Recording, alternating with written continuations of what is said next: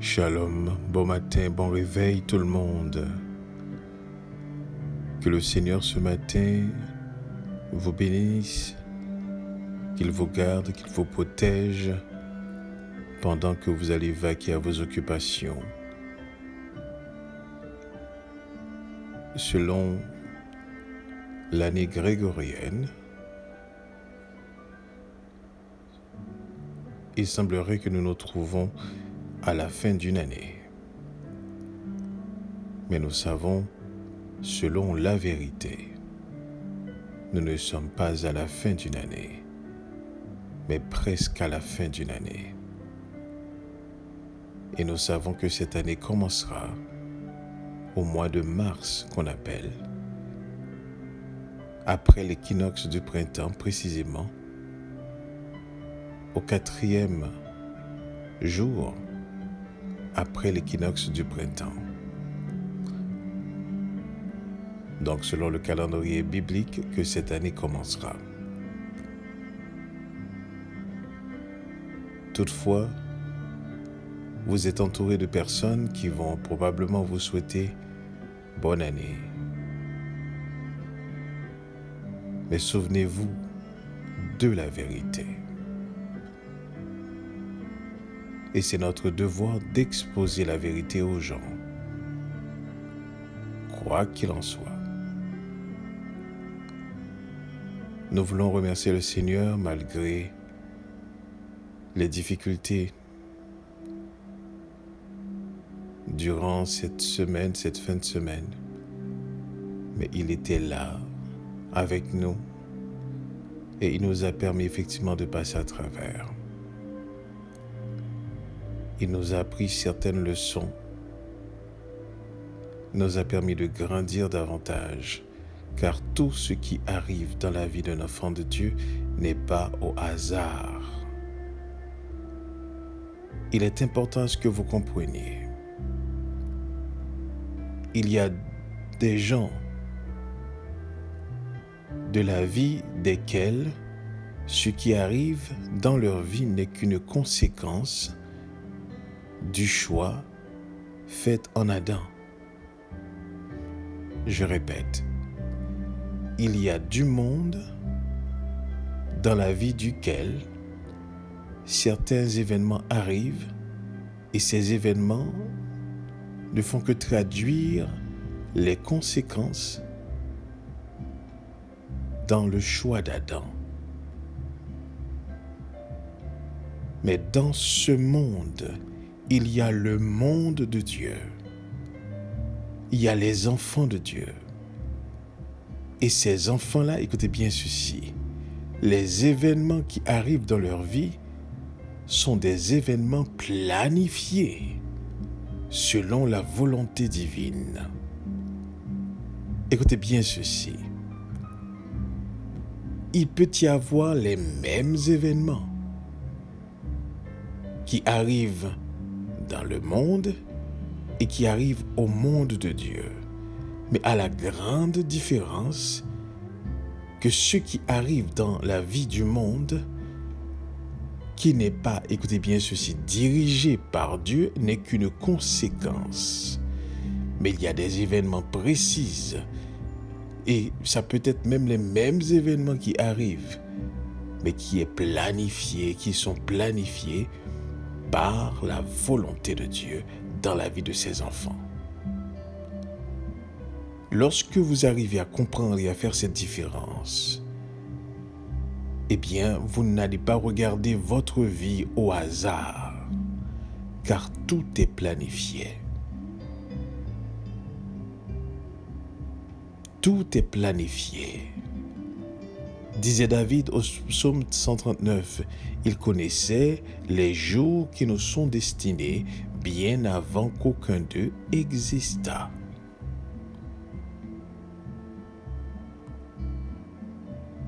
Nous paraissons vivre les mêmes choses, mais elles n'ont pas les mêmes causes. Important de comprendre cela.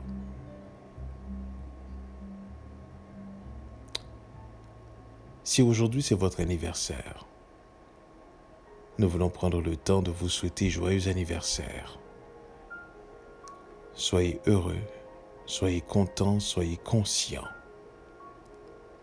Et si vous êtes seul, sachez que vous n'êtes pas vraiment seul puisque Dieu dans sa parole, Yeshua a dit « Je serai avec vous tous les jours jusqu'à la fin du monde ».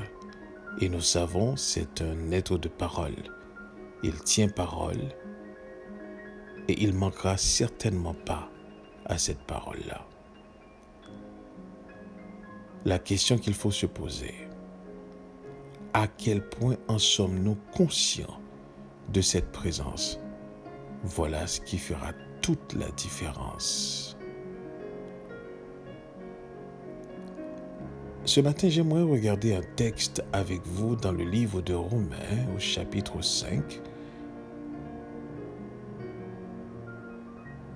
On va regarder les versets 6 et les versets 8. Je lis pour vous. Car lorsque nous étions encore sans force, Mashiach, au temps marqué, est mort pour les impies. À peine mourrait-on pour un juste. Quelqu'un peut-être mourrait-il pour un homme de bien. Mais Elohim prouve son amour envers nous en ce que, lorsque nous étions encore des pécheurs, Mashiach est mort pour nous.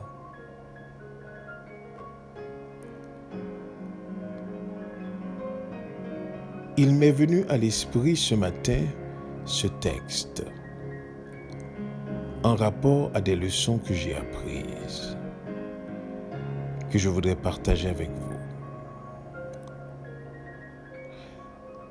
Nous avons tendance à manifester l'appréciation et l'amour envers des êtres qui nous font plaisir, envers des êtres que nous jugeons dignes. Mais ici, Paul fait ressortir l'idée qu'Elohim, écoutez bien ceci, nous a aimés pendant que nous étions dans un état où est-ce que nous ne méritions pas cet amour. Il ne nous a pas aimés parce que nous étions bons. Il nous a aimés pendant que nous étions ratés. Nous étions des ratés. Il a manifesté cet amour. Et c'est cet amour maintenant qui va, écoutez bien ceci, qui va nous chercher, qui va nous trouver. Mais j'aime bien dire ceci et j'aime bien comprendre. Il est dit qu'il a prouvé son amour lorsque nous étions sans force.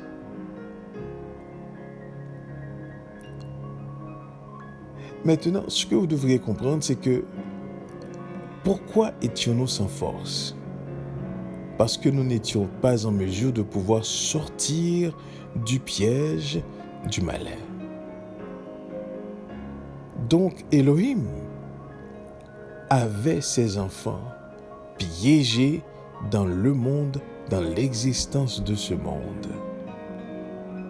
Et ses enfants vivaient comme des impies. Ses enfants vivaient comme des pécheurs.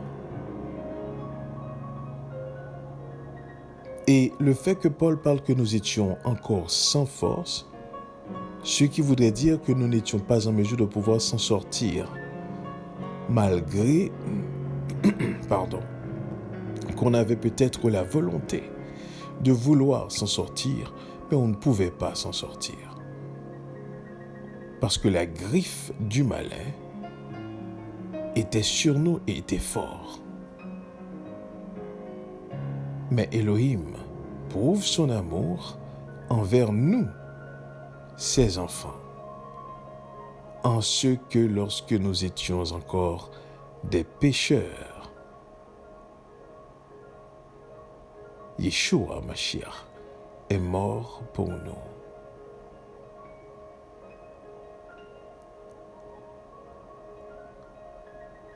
J'ai appris cette leçon parce que, bien souvent, nous attendons souvent que les gens soient dignes de notre appréciation, de notre amour. Mais laissez-moi vous dire ce matin, le véritable amour se manifeste justement lorsque les gens n'en sont pas dignes.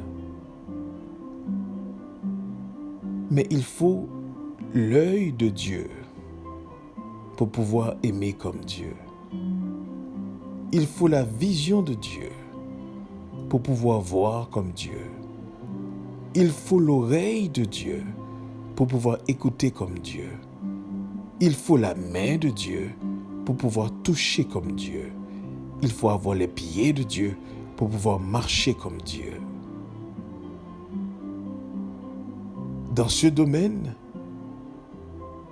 c'est Dieu qui est le guide. Elohim est le guide.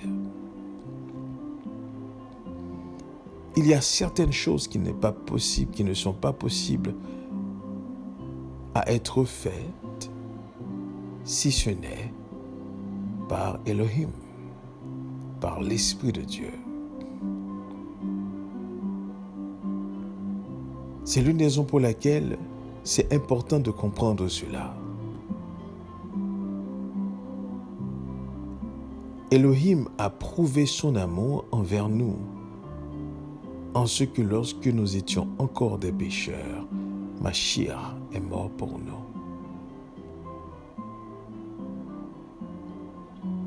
Souvent nous manifestons de la colère contre quelqu'un qui ne nous a pas écoutés.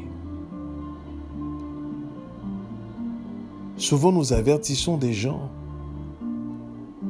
et particulièrement des enfants, des malheurs qui peuvent leur arriver lorsqu'ils n'obéissent pas. Et quand ils tombent dans le piège du malin, la tendance humaine est souvent à les abandonner dans les conséquences de leur choix. Mais ici, Paul vient de nous démontrer Elohim n'agit pas ainsi. Il prouve son amour envers nous en ce que lorsque nous étions encore des pécheurs, Mashiach est mort pour nous. Il n'est pas mort lorsque nous étions bons. Il est mort lorsque nous n'étions pas bons. Lorsque nous étions dans les conséquences des choix d'Adam.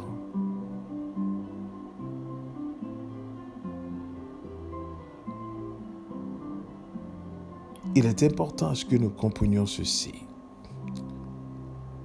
Être capable de manifester ce même amour pour des gens qui ne méritent pas cet amour. Et lorsque nous arrivons à ce point-ci, précis, de dépasser le non-mérite, dirais-je, de l'amour envers ceux-là auxquels on le manifeste, alors là, on peut dire qu'on commence à vouloir aimer comme Dieu aime.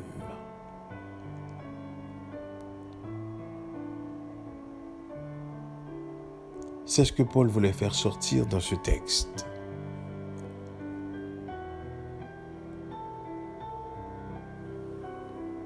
Et dans le livre de Romains toujours, chapitre 5, dans le verset 10, Paul va encore plus loin pour dire « Car si lorsque nous étions ennemis, nous avons été réconciliés avec Elohim par la mort de son Fils, donc Yeshua, à plus forte raison, étant réconciliés, serons-nous sauvés par sa vie.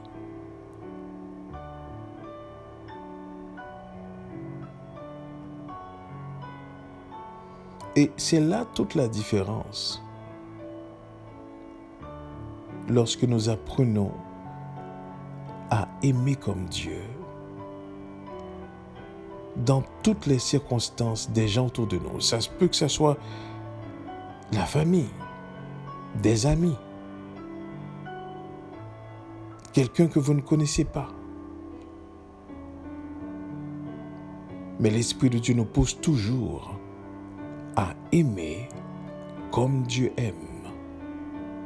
Parce que l'Esprit en nous, qui a régénéré notre esprit, d'essence, nous partageons effectivement l'Esprit de Dieu. Donc, l'Esprit régénéré, d'essence, a la même substance que l'Esprit de Dieu. C'est pour ça que la vision va être la vision de Dieu. L'oreille va être l'oreille de Dieu. La compréhension sera la compréhension de Dieu. L'écoute sera l'écoute de Dieu.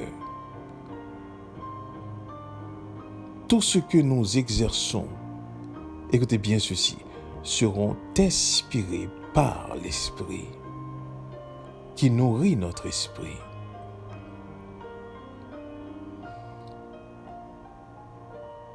Nous ne voyons pas les choses de la même manière. Nous ne les vivons pas de la même manière, même lorsque ce sont les mêmes événements, mais nous ne les voyons pas de la même façon. Nous ne sommes pas amis de la même manière, nous ne sommes pas employés de la même façon, nous ne sommes pas parents de la même manière, nous ne nous aimons pas de la même façon. Tout doit refléter Dieu. Tout doit refléter ce que Elohim est. C'est ce que Paul veut faire sortir de ces textes.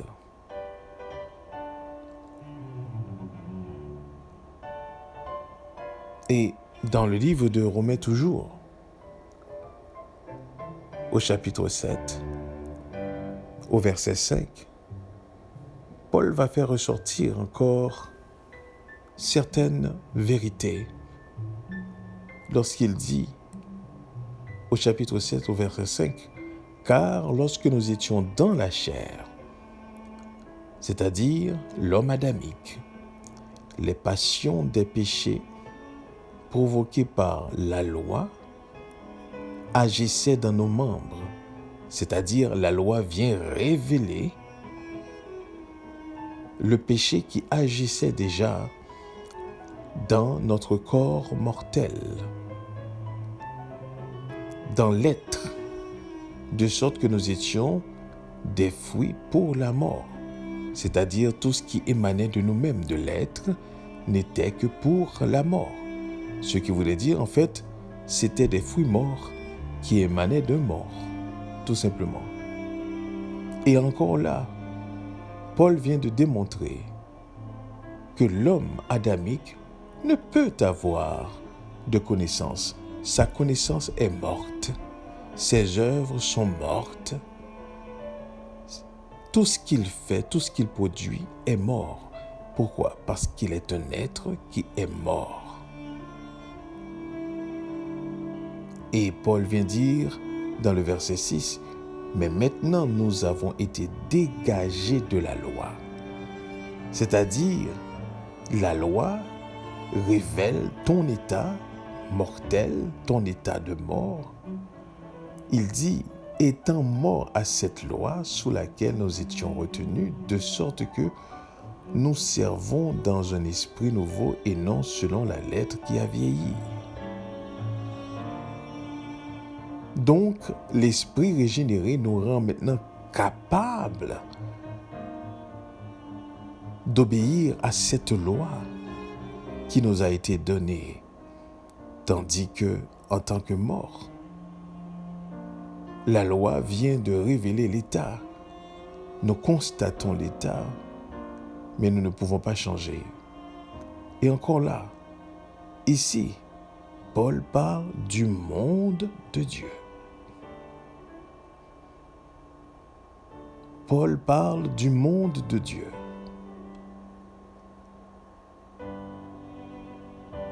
Car il n'est pas vrai que tous vont être conscients de leur état.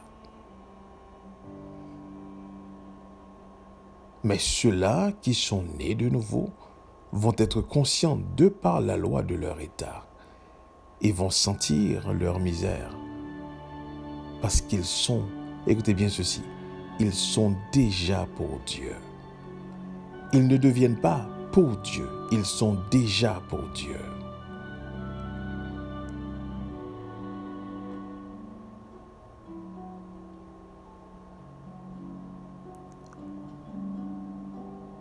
Nous ne savons pas les gens qui appartiennent au Seigneur, d'où la nécessité de parler à tout le monde, d'où la nécessité de prêcher tout le monde, d'où la nécessité d'évangéliser tout le monde, car nous ne savons pas qui sont ceux-là, de qui Dieu a donné, à qui Dieu a donné naissance. Et la naissance ne s'exerce pas comme la religion nous le montre. On vient, on prie pour nous, et voilà, on devient enfant. Non. On ne décide pas de devenir enfant de Dieu. Dieu nous donne naissance. Tout ce qui arrive dans le processus, c'est on en devient conscient lorsqu'effectivement nous sommes exposés à la vérité. D'où la nécessité d'aller prêcher partout et d'aller ramener ses enfants à Dieu. Voilà la mission de ceux qui sont réveillés, de ceux qui sont conscients de l'Esprit de Dieu en eux, ceux qui marchent véritablement avec Dieu.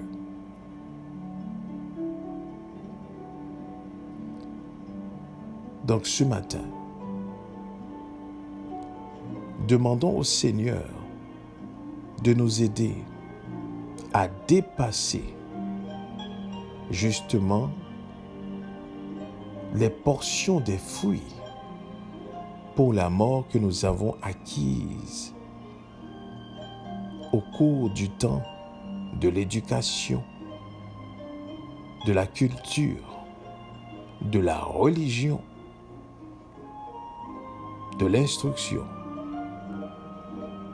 et que nous soyons définitivement dans cette progression de transformation et que nous puissions aimer comme Dieu aime. Nous puissions entendre comme Dieu entend.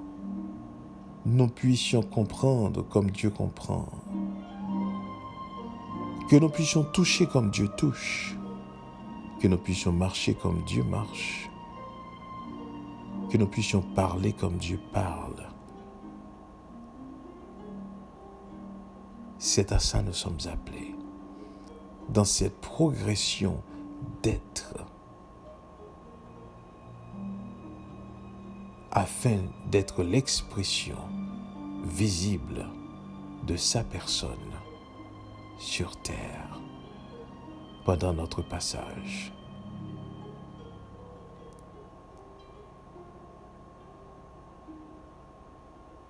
Car lorsque nous étions encore sans force, Mashiach, au temps marqué, est mort pour des impies.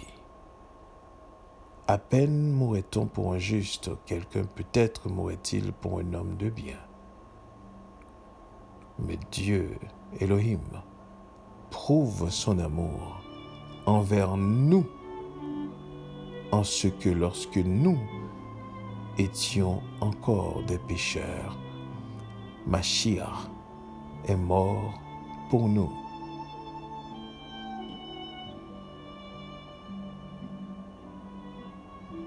Que ce matin, le Seigneur nous permet de comprendre la profondeur de cette parole, au-delà même de ce que nous avons partagé ensemble. restez dans cette méditation durant le début de cette semaine.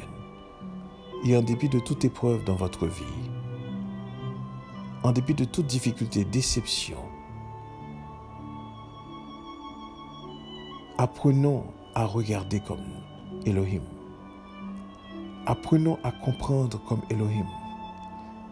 Si vous remarquez bien, dans les circonstances et dans les situations, c'est notre côté humain, la chair, qui réagit. C'est le côté humain qui a tendance à condamner. Nous n'exerçons aucune compréhension, nous condamnons. J'aimerais vous rappeler que les pharisiens avaient cette même attitude avec Yeshua. Ils condamnaient tellement dans leur esprit qu'ils créaient des circonstances, des situations pour piéger celui qui est lumière, pour obscurcir la lumière. Voilà à quel point ces gens étaient vraiment aveugles, obsédés. Et bien souvent, on parle des pharisiens, mais si nous nous regardons et nous nous analysons, nous allons voir que nous ne sommes pas vraiment différents. Nous aussi, nous sommes toujours prêts à condamner, à ne pas regarder selon Dieu. La véritable personne régénérée est toujours à la recherche de la volonté de Dieu dans sa vie. Et quand une vision s'impose, elle refuse pour ne pas prendre des visions qui soient en dehors de la volonté de Dieu. Tout ce qui l'intéresse, c'est de voir comme Dieu, de comprendre comme Dieu, d'être comme Dieu. Cette aspiration que Ève avait, c'est exactement écoutez bien ceci, c'est exactement cette possibilité que Yeshua offre de ressembler véritablement à Dieu et de ne pas rater effectivement ce but.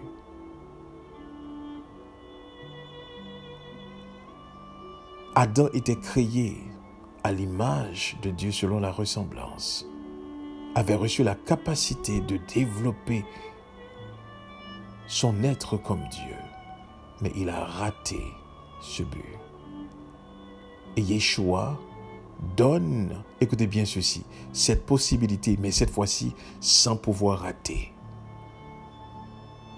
Il est impossible qu'on rate ce but, parce qu'il s'assure d'être le chemin qui amène à la vie, qui amène à la vérité.